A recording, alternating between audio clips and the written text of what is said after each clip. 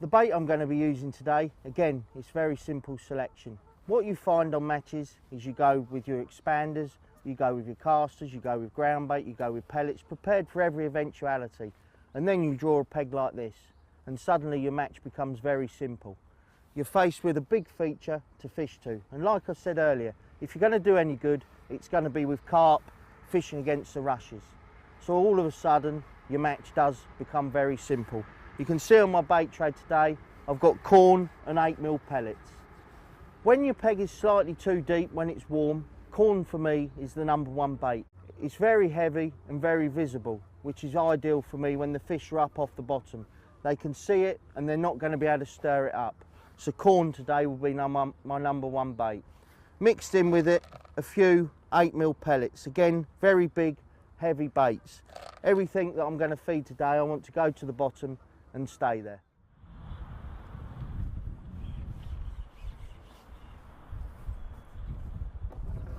Ooh.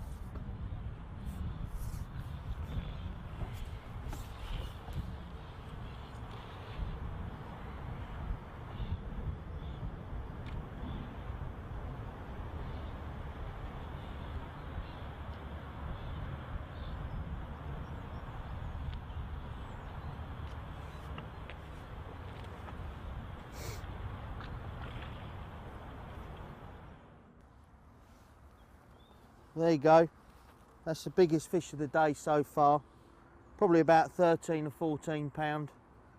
And it just goes to show that when you draw these pegs, when you've got features, you've got to fish to them. Make the most. If you draw next to an island or in a corner or a big rush bed like this, and that really is a proper lump on a day like today. You don't need many, like I said at the start, 8 or 9 fish in this peg would be more than enough to win the match.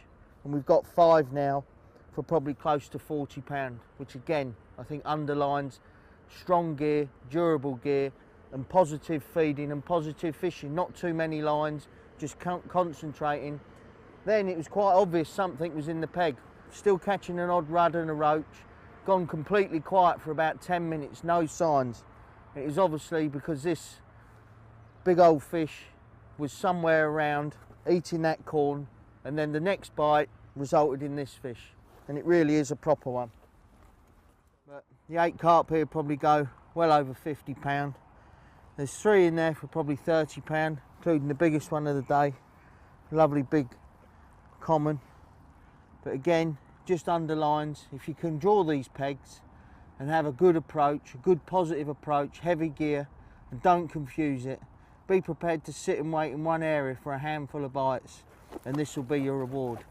Also, just a little thing, if you can imagine if it was a match, that 10 or 12 pound of silverfish inclusions could make the difference. So it's not always about trying to feed them off, especially mid-match. It's about trying to catch them, and every time that float goes under, it could be one of these as well. So it's about keep putting fish in the net.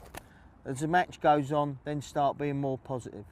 But just by targeting one area, by the rushes, we've put together quite an impressive bag of fish on a day when a lot of people have struggled to catch a few.